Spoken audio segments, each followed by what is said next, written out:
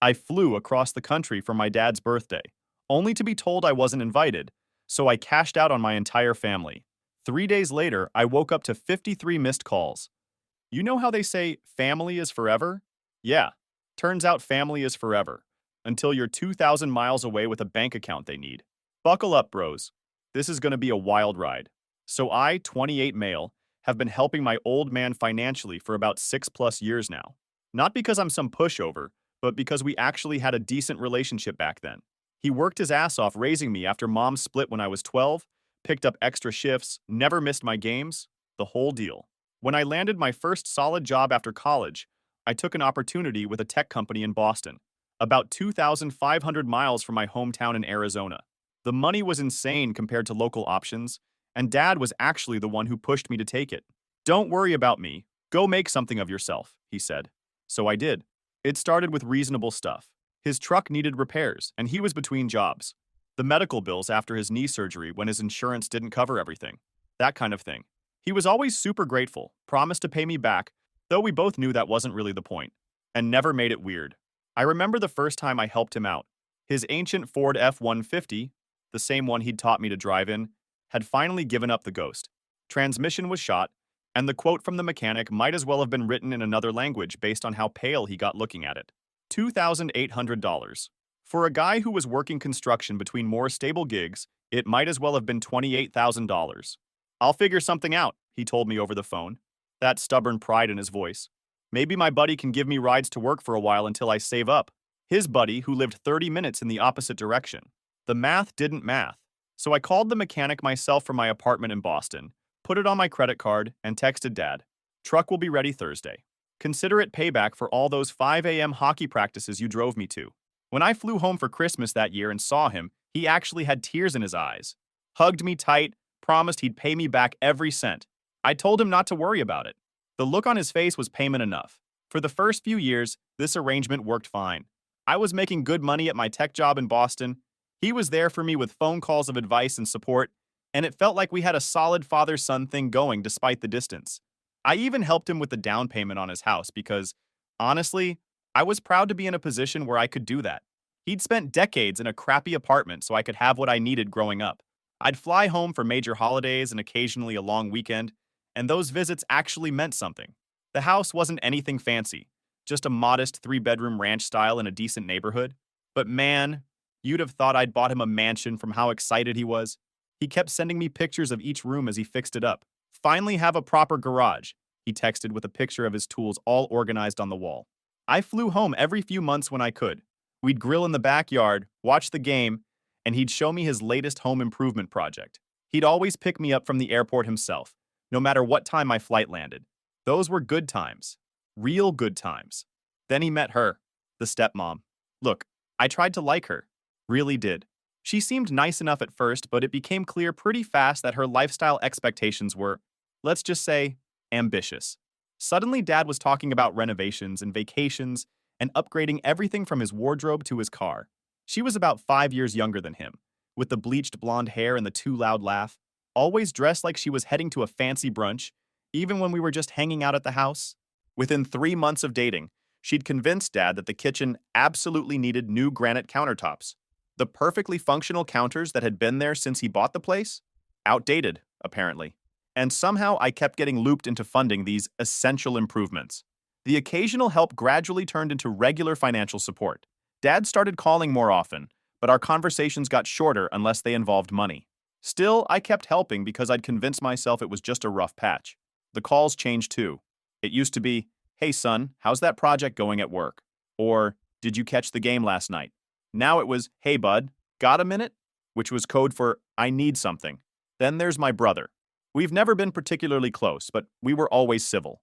He moved back in with Dad after dropping out of college, supposedly to find himself, which apparently involved a lot of gaming and very little job hunting.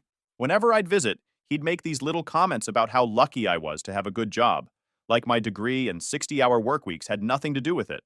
My brother is 2 years younger than me, where I took after Dad, practical, hardworking, likes sports. He was always more like Mom, artistic, restless, convinced he was meant for something special. Maybe that's why Dad always cut him more slack. But while I was working my way through college with student loans and part-time jobs, he was partying his way through his freshman year on Dad's dime.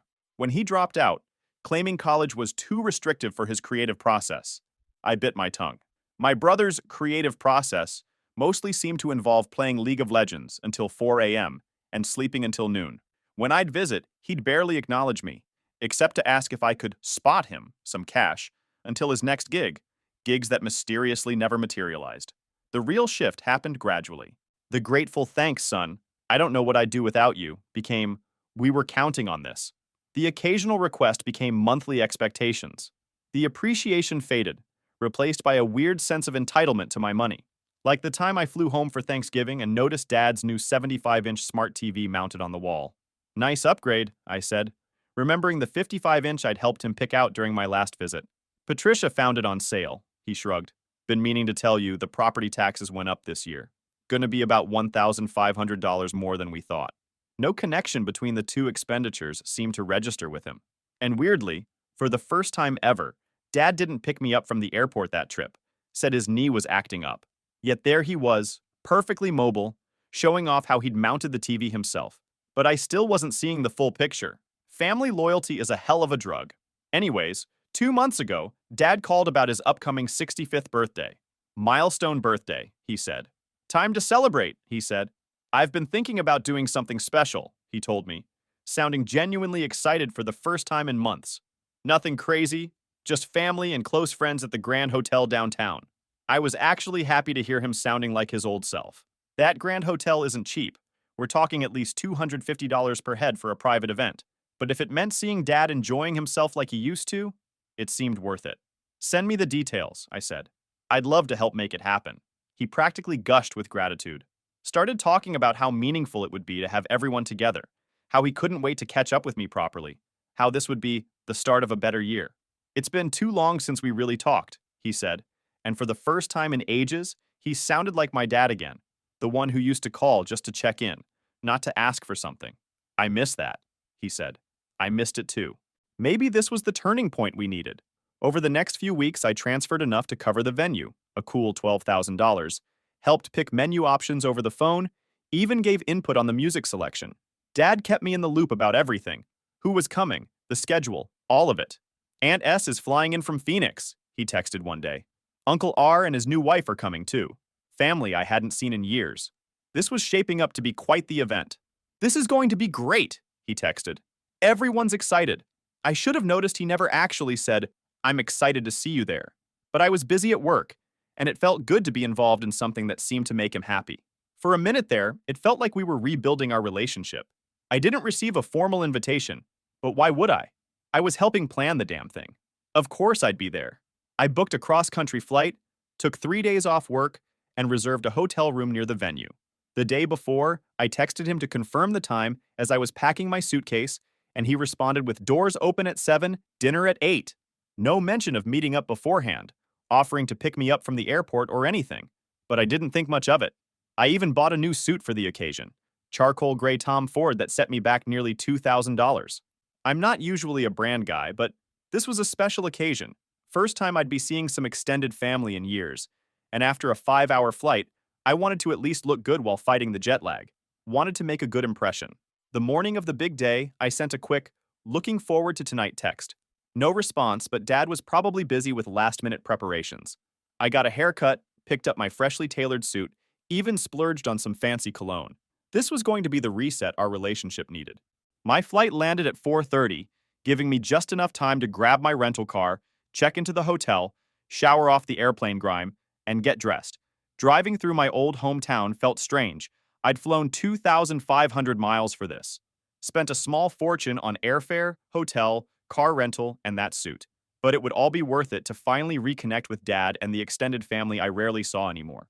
I showed up to the hotel right at 7, looking sharp and feeling pretty good. The place looked amazing. Elegant decorations, professional staff, open bar. Exactly what you'd expect for the price tag. The Grand Hotel is the fanciest place in our city. Old school luxury with modern touches, crystal chandeliers, marble floors, staff who somehow always know exactly when you need something. The kind of place where even the bathroom attendant looks like he makes more than you do. Walking through that lobby, I felt a twinge of pride. Dad deserved a nice celebration, and I was glad I could help make it happen. I was looking forward to finally having some quality time with him after months of mostly financial conversations. What I wasn't expecting was the woman with the clipboard at the entrance to the ballroom. Name? She asked with professional courtesy. I gave her my name and mentioned I was the birthday man's son. She scanned her list, flipped to another page, then looked up with that practiced customer service smile. I'm sorry, sir. I don't see your name on the guest list. I laughed, assuming there had been some kind of clerical error. There must be a mistake. I helped organize this whole event. Let me double check with the event coordinator, she said, stepping away to speak into her headset. I stood there, not particularly worried yet, watching guests stream past me into the ballroom. I recognized family friends, cousins I hadn't seen in years, even Dad's old bowling buddies. My cousin Trent nodded as he walked by with his wife. Nice suit, man, he said, giving me a fist bump before heading in. Then a staff member approached. Are you with one of the vendors? Checking on the catering, perhaps? No, I said, still calm. I'm his son. I actually helped plan this whole thing.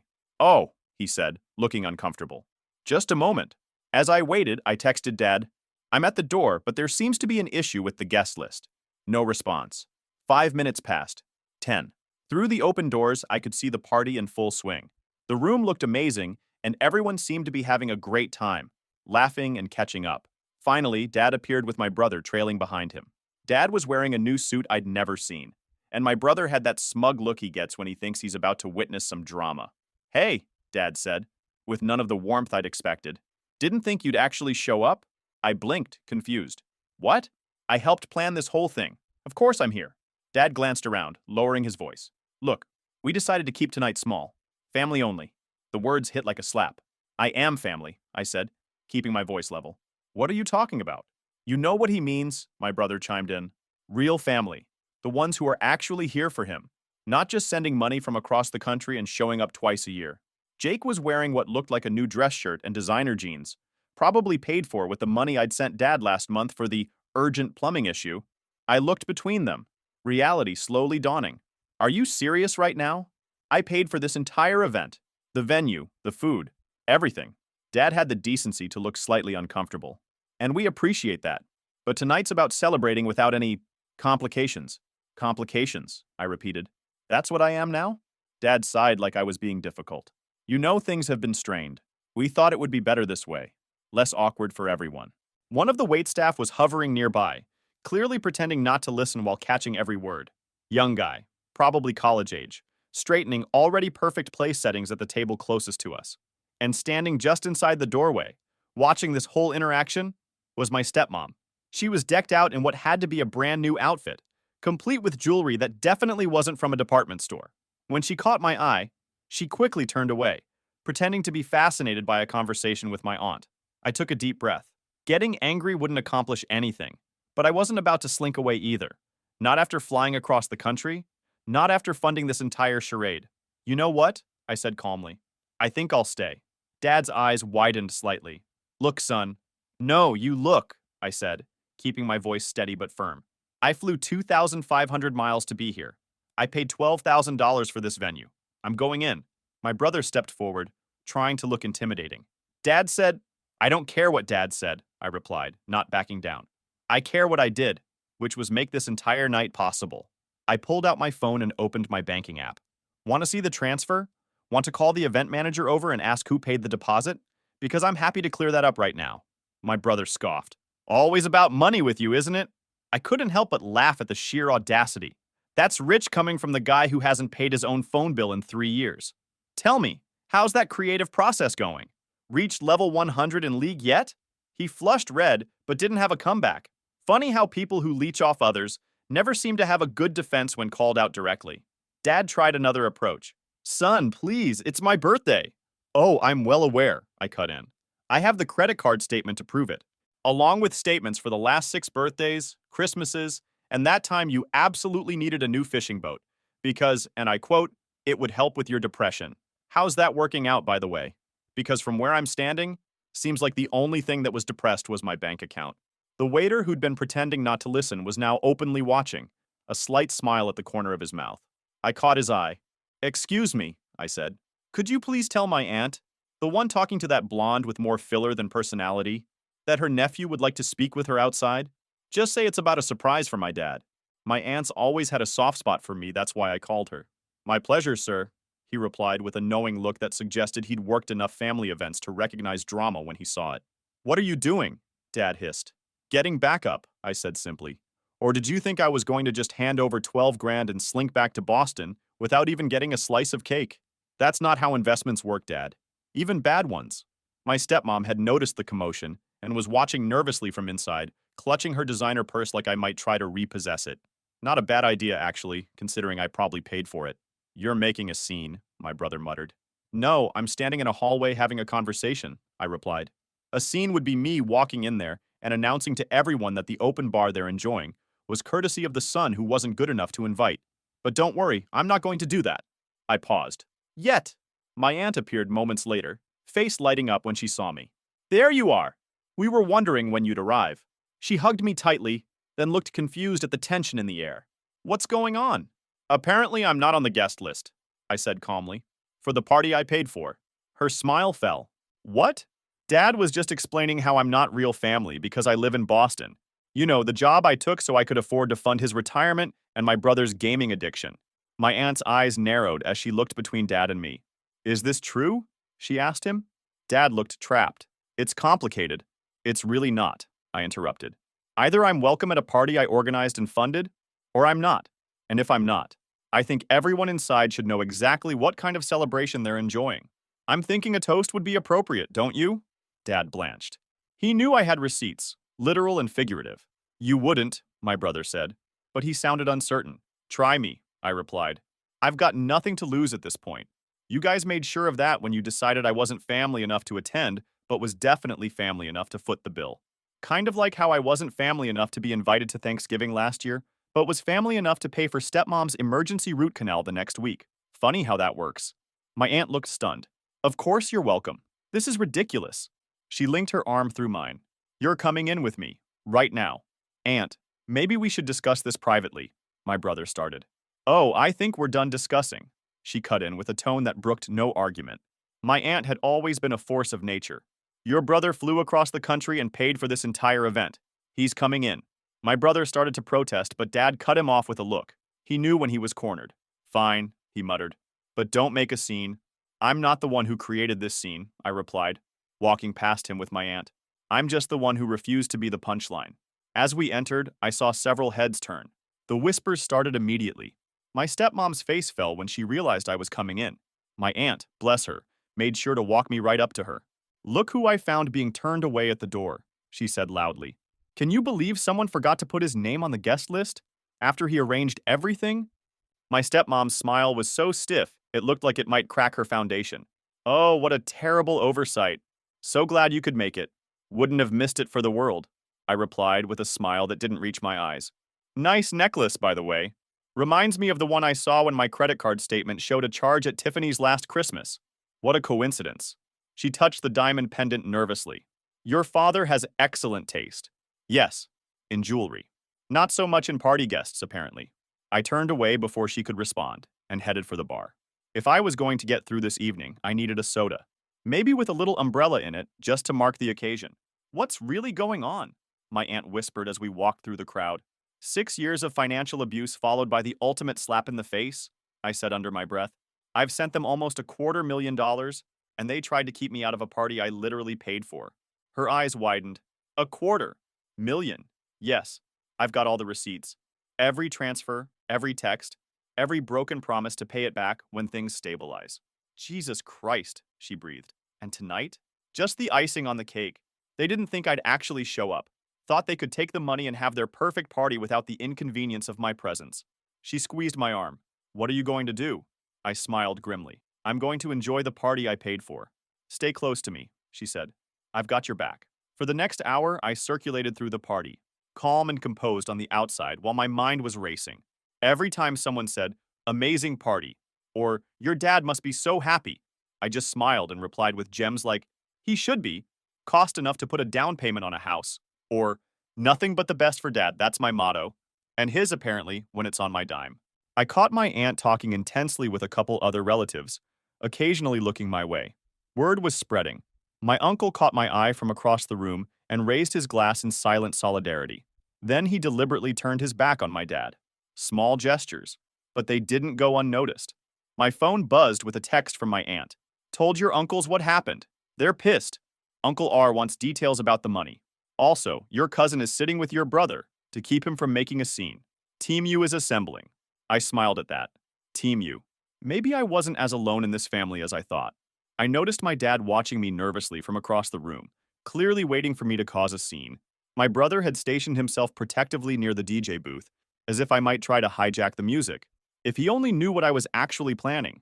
My stepmom kept trying to steer important guests away from me whenever I got close, which was honestly hilarious to watch. Oh, you must see the photo display over here, she'd say loudly, practically dragging people away mid-conversation. I played it cool, biding my time. I knew exactly when my moment would come. I wasn't going to waste the chance to say my piece, not after flying 2,500 miles and spending 6 years being the family piggy bank. The DJ caught my eye and nodded slightly. The cake was being wheeled in. Showtime. Dinner was winding down. The cake was being prepared in the kitchen. According to the schedule I had literally planned, it was almost time for toasts. The DJ announced, and now, some words from family and friends to celebrate our guest of honor. A few people spoke. Dad's bowling buddy told a story about their glory days. His sister shared a childhood memory. My stepmom gushed about what an amazing man he was, and how lucky she felt. Then, before my brother could grab the microphone as planned, my aunt stood up. I believe my nephew has something to say, she announced, looking directly at me. After all, he made this whole evening possible. There was a smattering of applause as I walked to the front. Dad looked like he was about to have a heart attack. My stepmom was frantically whispering to my brother, who started to stand up but was yanked back down by my uncle. I took the microphone, smiled, and raised my glass. I'd like to propose a toast to my father on his 65th birthday, I began smoothly. Dad, our relationship has changed a lot over the years. I've been thinking about how to mark this occasion, and I realized the best gift I could give you is honesty. I paused, looking around the room. When Dad called me about this party, I was thrilled. I was happy to help plan it, happy to cover the entire $12,000 cost of the venue and catering, happy to fly across the country to be here. Murmurs rippled through the crowd. Some people looked confused. What many of you might not know is that for the past 6 years, I've been helping Dad financially. It started with small things. His truck needed repairs, there were medical bills. That was no problem. I was glad to help the man who raised me. I pulled out my phone. But over time, the requests grew. The gratitude shrank. Dad and my stepmom began to expect regular financial support from me. I looked directly at Dad now. In total, over the past 6 years, I've given you $237,482. I have every transfer documented. Every text where you promised it was just until things settle down. Every email thanking me for the temporary help that somehow became permanent. The room was dead silent now. Despite all this, when I showed up tonight, after flying across the country, taking time off work, buying a new suit, I was told I wasn't on the guest list. I was told I wasn't real family, just the ATM funding the lifestyle you see around you. I gestured to the elegant room. So happy birthday, Dad. My gift to you is the truth. Everyone here now knows exactly who paid for this party. Everyone knows exactly how you treat your own son. I raised my glass higher. To clarity, to reality, and to finally being free of financial exploitation, disguised as family obligation. I took a sip and set down my glass. The silence was absolute. Then I turned to the room. Enjoy the rest of the evening, everyone. The cake is excellent. I picked the flavor myself during the planning calls. I walked calmly toward the exit. As I passed my aunt, she squeezed my shoulder in silent support. My uncle gave me a solemn nod. Behind me, chaos erupted. My stepmom was on her feet, shouting that I was lying. My brother was trying to grab the microphone. Dad just sat there, staring at his plate. But I didn't look back. I walked out with my head high, the weight of 6 years finally off my shoulders. In the days that followed, the fallout was predictable. Dad's messages evolved from furious to desperate as the financial reality set in. Stepmom was suddenly re-evaluating their relationship, now that the money train had derailed. My brother had to deal with Dad's increasing panic about bills. How could you do this to me? After everything I've done for you? This is a massive misunderstanding. Call me. The mortgage is due next week. I thought we had an understanding. Then, stepmom's talking about moving out. Is that what you wanted? I don't know how I'm going to make ends meet. Please, son. I read each message but responded to none. 6 years of being manipulated and used had been more than enough. Family members I barely knew started reaching out, some to criticize me for humiliating Dad, others to quietly admit they'd suspected something wasn't right for years. My cousin called. Look, I've got to ask. Was all that stuff you said true? Every single word, I said. Every dollar, every broken promise. Jesus, he muttered. I always wondered how Uncle was affording all that stuff on his pension, but I figured maybe he had investments or something. His only investment was me, I said. For what it's worth, he said, before hanging up. I think you got screwed over. Bad. My aunt, Dad's sister, left a voicemail. I'm proud of you for standing up for yourself. I always knew something wasn't right with that woman. Your father was never like this before her. Call me if you need anything. I appreciated the support, but it came too late. Where were these people when Dad was draining my accounts for years? Why had no one questioned how a retired construction worker was suddenly living like he had a six-figure income? The most surprising call came from my uncle, Dad's brother, who I'd always thought didn't like me much. I saw what happened at the party, he said gruffly. Your old man was out of line. Thanks for backing me up in there, I said. The look on your stepmom's face when you dropped that number, priceless. Your dad should have never let it get to that point. No, he shouldn't have, I agreed. Your grandfather was a real piece of work, you know, my uncle continued. Used your dad as free labor in his business for years, promised him partnership, then sold the company without giving him a dime. Your dad swore he'd never be like that with his own kids. The irony wasn't lost on me. Guess some patterns are hard to break. Maybe, my uncle said, but you broke it. Good for you. I responded to none of Dad's increasingly desperate texts. Instead, I took the money I'd been setting aside for Dad's next inevitable emergency, a cool $10,000 that was earmarked for whatever crisis would surely arise, and booked a trip I'd been putting off for years. I didn't even bother flying back to Boston first, changed my return flight to Portland, and spent 2 weeks backpacking through national parks in the Pacific Northwest. No phone, no emails, no family drama, just me, nature, and the freedom of knowing that my finances were my own again. When I got back, tanned and more at peace than I'd been in years, there was a letter in my mailbox, handwritten from Dad. Son, I don't expect you to forgive me. What I did was wrong on every level. The party was stepmom's idea. She thought having you there would be awkward after you and I argued about the kitchen remodel. I should have stood up to her. I should have stood up for you. The truth is, I've been drowning for years. First in debt, then in lies to cover that debt. It was so easy to lean on you because you never said no. Never made me feel small for asking. And I took advantage of that in the worst way. Stepmom left last week, took what she could carry and cleared out our joint account. Your brother's furious with both of us. You for cutting off the money, me for not having a backup plan. He's moving in with friends next month. I've put the house on the market. It's too much for me anyway, and I need to start paying you back. I know it will take the rest of my life to make things right financially, but I have to try. I miss who we used to be. I miss who I used to be before I became this person I don't recognize. If you ever want to talk, I'm here. No expectations, no requests, just a dad who failed his son and hopes someday to make amends. Love always, Dad. I folded the letter and put it back in the envelope. Maybe someday I'd be ready to talk to him again. Maybe I'd even be able to forgive him. But not today.